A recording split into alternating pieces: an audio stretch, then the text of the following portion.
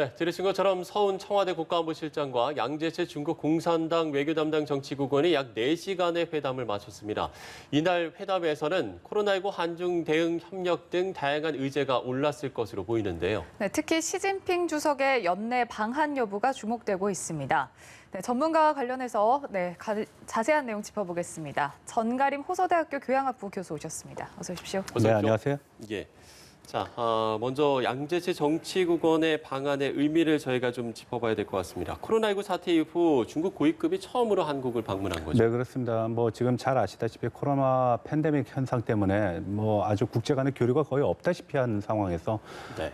중국의 이제 상당히 고위급 인사죠. 그 정치국 위원인 양재채가 이제 한국을 방문한다라는 건 아무래도 한국과 그 한반도를 둘러싼 국제 상황이 상당한 큰 변화가 있다라고 판단을 한 것이라고 볼 수 있고요. 그리고 또 이 상황 속에서 중국의 어떤 영향력 투사가 필요하다라고 판단한 결과로 이제 방한을 한 것이라고 봅니다. 예. 네, 일단 이 중국 공산당 외교 담당 정치국원 네. 중국 내에서 어떤 역할을 하는지 좀 궁금하신 분들이 많을 것 네, 같은데요. 보통 이제 중국 공산당 정치국 그 중앙위원회에서 이제 투표를 하게 됩니다. 그래서 한 20여 명의 정치국 위원을 뽑습니다. 그리고 상무위원 7명이 이제 추가가 돼가지고서 보통 한 24명에서 25명 사이에서 이제 정치국 위원이 이제 선발이 되는데요. 네. 그 정치국 위원은 대부분 이제 각 분야별 전문가로서 이루어져 있습니다. 지금 방한을 한 그 양재채 같은 경우에는 과거에 외교부 부장을 했었고요. 그러니까 우리 식으로 하면 장관이죠. 그리고 주요하게는 외교 정책에 있어서의 결정적인 역할을 하는 인물이다라고 보시면 됩니다. 왜냐하면 정치국 위원이 아무래도 전문성을 띠고 모든 정책 결정을 하는 것이기 때문에 네. 그렇다라고 말씀드릴 수 있겠습니다. 예. 특히 이번 방안이 주목되는 건 미중 갈등이 고조되고 있는 상황에서 이뤄지고 있다는 점인데. 네, 맞습니다. 글쎄요, 우리의 좀 지지를 이끌어내기 위한 방안이었다고 볼 수 있겠습니까? 사실 국제 관계의 시각에서 보게 되면은 지금 중국은 사면 초과라는 상황에 놓여 있다라고 볼 수 있습니다. 잘 아시다시피 인도와는 국경 분쟁을 하고 있고요. 그렇죠. 그리고 남중국해 있어서는 소위 영유권 문제와 관련돼 가지고선 주변 국가들과 갈등을 빚고 있습니다. 그리고 또 코로나 팬데믹으로 인해 가지고선 국제사회에서는 코로나 책임론까지도 얘기가 되고 있고요. 예. 그리고 2017년서부터 계속되고 있는 미국과 중국 간의 갈등 관계, 이게 무역에서 기술에서 정치 외교적 분야까지도 지금 확산이 되고 있는 측면을 보게 되면은 아무래도 중국의 입장에서 보면은 지금 이러한 상황을 돌파를 하는 것이 굉장히 중요하다라고 판단을 한 것으로 좀 봅니다. 특히 미국이 최근 들어서 경제 번영 네트워크라는 거를 이제 주변국에 대해서 이제 강요를 하고 있고, 그리고 또 동맹국과 이제 우방국들의 참여를 적극적으로 유도를 하고 있는 상황에서 한국은 상당히 중요한 역할을 하고 있습니다. 그래서 한국이 이 미국과의 어떤 관계 속에서 중국을 배제하거나 반중적인 정서를 이제 나타내지 않는다라는 그런 모습을 좀 확답을 받고 싶어하는 그런 것이 아니겠는가라고 저는 판단을 합니다. 그리고 또 한 가지는 우리가 과거의 사례를 좀 살펴볼 필요가 있는데, 양재채가 이제 이번에 방문한 것으로서 문재인 대통령의 취임 이후에 3번째 방문입니다. 2018년 3월달하고 7월달 방문을 했는데요. 3월 당시에는 이제 남북 관계가 상당히 좀 변화가 컸죠. 그리고 6월 달에 싱가포르 회담 이후에 그 전반적인 상황 변화에 대한 어떤 맥락을 이제 파악하기 위해서 7월 달에 비밀 방문을 했습니다. 그래가지고서 언론에서도 방문한 것조차도 몰랐고요. 7월 말이나 가서야 그것이 보도가 됐는데 그때 대부분 상황은 아무래도 미국과 북한 관계, 그리고 남북 관계, 그리고 남북 관계와 북한, 그리고 미국 관계를 둘러싼 동북아의 어떤 국제관계의 어떤 역학 구도에 대한 어떤 판단을 한국으로부터 답을 듣고자 했던 것으로 파악이 됩니다. 지금 우리가 양재채의 방안을 보게 되면은 바로 이러한 맥락에서 보게 되면은 비교적 쉽게 이해할 수 있다는 게 첫 번째 근거고요. 두 번째 근거라는 것은 양재채가 한국을 방문하기 전에 방문한 곳이 바로 싱가포르입니다. 앞서 말씀드렸다시피 싱가포르는 지금 동남아시아에서의 어떤 영유권 분쟁으로 굉장히 갈등을 많이 빚고 있는 상황인데요. 싱가포르에 가서 강조한 것이 경제 세계화, 그리고 국제 관계에 있어서의 공평과 정의를 얘기했습니다. 그러니까 미국 쪽에 쓰는 거, 미국 쪽에 지지를 하는 거 인정할 수 있다. 그렇지만 그것이 적어도 반중적인 전제에서 진행해서는 안 된다라는 측면을 강조한 것을 우회적으로 표현한 것이라고 저는 봅니다. 그래서 아무래도 미중 간의 어떤 문제에 틀 속에서 지금 한반도 그리고 한국을 보는 것이 아니겠는가라고 판단이 됩니다. 네, 이번 방안이 이제 사드 이후 냉각된 한중 관계를 어떻게 보면 좀 해소를 할 그런 신호탄이 되지 않을까 이런 기대감도 있고 네. 또 이제 교착 상태에 빠진 남북 관계에서 어떤 중국이 어떤 역할을 해주지 않을까 이런 기대감도 나오고 있거든요. 여기에 대해서 어떻게 그렇습니다. 보십니까? 뭐 앞서 진행자께서도 말씀하셨다시피 기대감이라고 표현을 하셨는데요. 사실 예. 기대감이라고 저도 봅니다. 왜냐하면은 근데 이 기대감이라는 거는 단편적인 면이 있고 쌍방향의 소통이라는 것은 전제돼 있지 않은 그런 문제가 있거든요. 예. 예를 들어서 우리가 한알령의 어떤 해제를 기대하고 있는 거. 중국은 한알령이라는 표현을 쓰지 않습니다. 그리고 한알령을 객관적으로 증거할 수 있는 자료도 우리한테는 없습니다. 그래서 양재치의 방문 그리고 뭐 시진핑의 방문을 논의하는 과정 속에서 한알령이 이제 종식이 되는 게 아니겠는가라는 그런 기대감은 사실 근거가 없다라고 말씀드릴 수 있고요. 지금 코로나 팬데믹 상황 속에서 한중 간의 어떤 교류 상황은 상당히 많은 부분에 있어서 제약을 받고 있기 때문에 양재치의 방안으로 한중의 경제, 사회, 문화가 더 활력을 가지고 더 교류의 폭이 넓어진다라는 것도 사실 지금 상황에서는 그냥 기대만 할 수 있을 뿐이지 객관적인 근거는 없다라는 것이죠. 그래서 저는 그렇습니다. 기대감은 충분히 반영이 될 수 있다. 그렇지만 기대감이 현실화하는 것은 별개의 문제라고 봅니다. 예. 예. 앞서서도 이제 중국 그러니까 우리에 대한 어떤 지지를 이끌어내기 위한 방안이었다라고 이야기를 해주셨는데 그럼 구체적으로 우리에게 어떤 바라는 게 좀 있겠습니까? 구체적인 어떤 행동? 굉장히 여러 부분에서 나올 수 있습니다. 첫 번째로 이제 미국이 앞서 말씀드렸던 경제 번영 네트워크에 있어서 한국의 참여를 적극적으로 이제 구애를 하고 있는 편입니다. 네. 이 과정 속에서의 기본적인 목표는 중국에 의한 글로벌 공급망을 타파하고 경제 번영 네트워크에 있는 구성원들끼리 새로운 어떤 공급 체인을 만들겠다라는 것인데 그러면은 중국의 입장에서 보게 되면 이건 반중적인 정서가 전제돼 있다라는 것이거든요.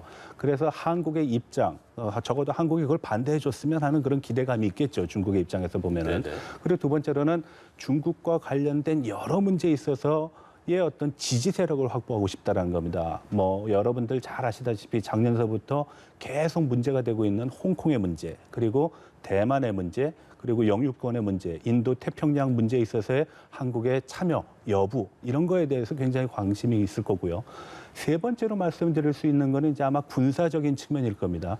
최근 우리가 이제 미사일 지침이 개정되면서 탄도미사일의 액체 연료를 고체화하는 거가 이제 허용이 됐습니다. 그래서 이제 앞으로 상당히 뭐 위성 발사라든지 기대감이 큰 상황인데 예. 중국은 그렇게 단순하게 뭐 한국에서 위성 발사를 한다라고 보지 않을 겁니다. 아마 이것은 미국의 어떤 전략적인 계산이 한국에 반영된 것이다. 그리고 이것이 사정 거리라든지 어떤 위력이 증가함으로 인해 가지고선 중국의 위협이 될 수도 있다라고 판단을 할 수 있을 겁니다. 그리고 최근 들어서 전작권의 어떤 그 문제를 둘러싼 여러 가지 문제 속에서 미국이 지금 한국에 대해서 굉장히 여러 부분에 있어서의 군사적인 제한을 풀어주고 있는 상황이거든요. 이런 것도 중국 입장에서 보면 굉장히 긴장감을 갖고 살펴봐야 될 문제입니다. 예를 들어서 우리가 경항공모함을 준비를 하겠다 그랬는데 중국 입장에서 보면 경항공모함이라는 것이 뭐 직접적인 위협은 안 될 수 있을지 몰라도 그런 위협 요인을 사전에 제거한다라는 측면도 있을 수 있기 때문에 지금 상황에서 보게 되면은 경제, 국방, 외교 전면적인 한국의 입장을 듣고 싶어 한다. 그리고 적어도 한국에서의 반중적인 정서 그리고 친미적인 어떤 행위가 결과적으로 나타나지 않도록 하기 위한 하나의 조치라고 봅니다. 혹자는 시진핑의 방한 문제를 논의를 한다 그러는데 저는 예. 그거는 원칙적인 선상에서의 언급만 있을 것이다.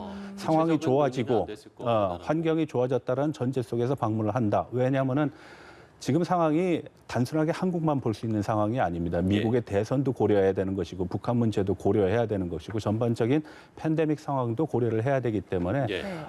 시진핑의 방한 뭐 9월을 얘기하는 분도 있고 11월 달을 얘기하는 분도 있는데 어차피 한국 방문은 한 번은 하게 된다. 왜냐하면 한중일 정상회담이 올해 있습니다. 우리가 또 의장국이기 때문에 예. 오게 되는데 우리의 입장은 단독 방문을 원하는 것이죠. 그런데 단독 방문을 할 수 있는 주변의 상황이라든지 국제적인 상황은 그다지 여의치 않다라고 말씀드릴 수 있겠습니다. 예, 실제로 시진핑 주석의 어떤 방한 일정을 조율하기 위해서라고 한다면 왕이 네. 부장이 방문을 했었던 게 더 자연스러운 게 아니냐라는 뭐 이야기도 있었는데 그러면 어쨌든 양제츠 위원이 방한을 했다라는 거는 좀 원론적인 원칙적인 이야기만 했을 거라고 보시는 건가요? 구체적인 네, 협의는 그렇습니다. 없- 예. 뭐 외교부장이 와가지고선 외교부 장관이 와가지고선 얘기를 하는 것도 의미가 예. 있겠죠. 근데 이제 그보다도 급이 더 높은 사람입니다. 네네. 예.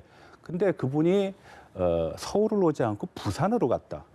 그 형식은 우리가 초청을 했는데 부산을 택했다라는 거거든요. 네. 서울을 오지 않는다라는 거는 대통령을 만나지 않겠다는 의도가 아니겠습니까? 그리고 대통령을 만나지 않겠다라는 것은 결국 한중 정상회담을 논의하지 않겠다라고 저는 판단하는 겁니다. 왜냐하면 우린 정상회담이라고 표현을 하고 중국에서는 보통 순회회담이라고 얘기를 하는데 그 국가에서 가장 높은 사람입니다. 이게 굉장히 중요한 문제인데 예. 이걸 그저 우리가 역지사지해가지고선 우리의 장관이 중국의 제2나 제3의 도시에 가가지고 대통령 방문 예정입니다라고 얘기하면은 중국 사람들은 어떻게 생각을 할까요? 그래서 제가 생각했을 때 왜 원칙적인 선상에서 원론적인 얘기만 할 것이냐라고 판단하는 근거가 바로 거기 있습니다. 부산에 온 거, 또 우리가 가서 만나야 되는 거, 모양새가 썩 좋진 않다. 그리고 예, 이 상황 속에서 시진핑의 방문을 얘기한다라는 것 자체도 다소는 좀 격에 안 맞고 그리고 모양새도 상당히 좀 떨어진다라고 볼 수 있겠습니다. 네. 그런데 또 최근 국내 코로나19 확산세가 다시 빨라진 만큼 이번에 부산으로 정한 것도 어느 정도 영향을 미치지 않았을까 이런 생각도 드는데 어떻게 보십니까? 객관적인 근거는 아니라고 봅니다. 부산의 뭐 확진자 수가 적다, 서울보다 적다 해서 부산을 간 거라고 한다라 그러면은 그거는 뭐 별로 이분들은 지금 와가지고선 확진 검사 받고 6-6시간 정도 대기만 하고 다 돌아가는 거지 않습니까? 예. 격리도 하지 않습니다. 그래서 그거는 제가 봤을 때 논리적으로는 맞지 않다. 그리고 2008년도 7월 달 방문했을 때도 부산을 왔는데요. 비밀 방문을 했다라고 말씀드렸죠. 그때도 네. 부산을 왔습니다. 알게 모르게 왔다 갔는데 그때 가면서 여러 가지 얘기를 쏟아 놓고만 갔습니다.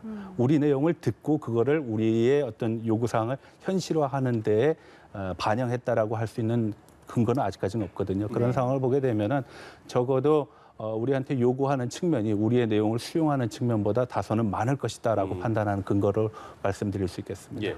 그렇게 되면 시진핑 주석의 방안은 뭐 언제쯤 이루어질지 아니면 뭐 변수라고 한다면 어떤 게 좀 있겠습니까? 중국의 기본적인 입장은 시진핑의 방한은 이루어진다라는 겁니다. 근데 시진핑의 방한을 얘기할 때 문재인 대통령이 재임 기간이라는 표현을 쓰지 않습니다. 네. 그게 그 첫 번째 문제고요. 두 번째로는 코로나 팬데믹의 상황이 진정이 되고 있다라는 객관적 근거가 없다.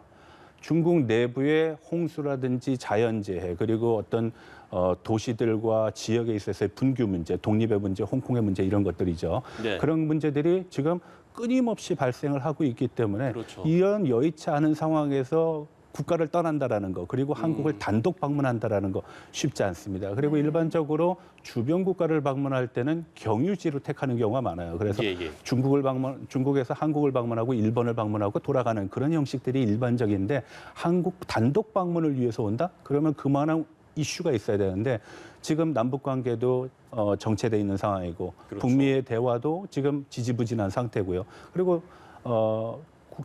동북아의 국제 관계도 썩 좋지 않습니다. 한일 관계도 그렇고요. 뭐 중일 관계도 뭐 썩 좋다라고 얘기할 수 있는 상황이 아닌 상황에서 우리가 시진핑 방문을 얘기한다라는 거 조건은 그렇게 썩 좋지 않다라고 네. 말씀드릴 수 있겠습니다. 하지만 그럼에도 불구하고 만약에 시진핑 주석이 방한을 하게 된다면 아무래도 한중 관계가 조금 더 이제 진보하지 않을까 이런 전망도 있는데 미중 갈등 속에서 우리 정부의 외교 역량이 또 시험대에 섰다 이런 이야기도 있거든요. 미중 갈등 상황에서 우리는 어떤 역할을 해야 된다고 보십니까? 네, 많은 분들이 이제 미중 갈등 상황에서의 한국의 어떤 입장, 태도를 얘기할 때 안보는 미국, 경제는 중국이라는 표현을 많이 씁니다. 네. 우리가 국제적인 위상이 지금 같지 않았을 때는 아마 그런 논리가 상당히 설득력이 있었을 겁니다. 그리고 예. 갈등이라는 그리고 선택이라는 문제에 직면했을 때 굉장히 고민스러울 수 있는데 지금 상황 적어도 국제적인 어떤 위상이 상당히 증진된 상황에서 본다 그러면은 우리가 한 가지는 명심할 필요가 있다. 우선 국익의 관점에서 모든 문제를 해결해야 된다라는 것이고요. 예. 두 번째로는 아무래도 우리는 민주 그리고 시장 경제를 지향하는 것을 헌법에 규정하고 있기 때문에 헌법적인 가치를 우리가 지향을 하게 되면은 생각보다 이 문제는 쉽게 해결된다라고 저는 봅니다. 예.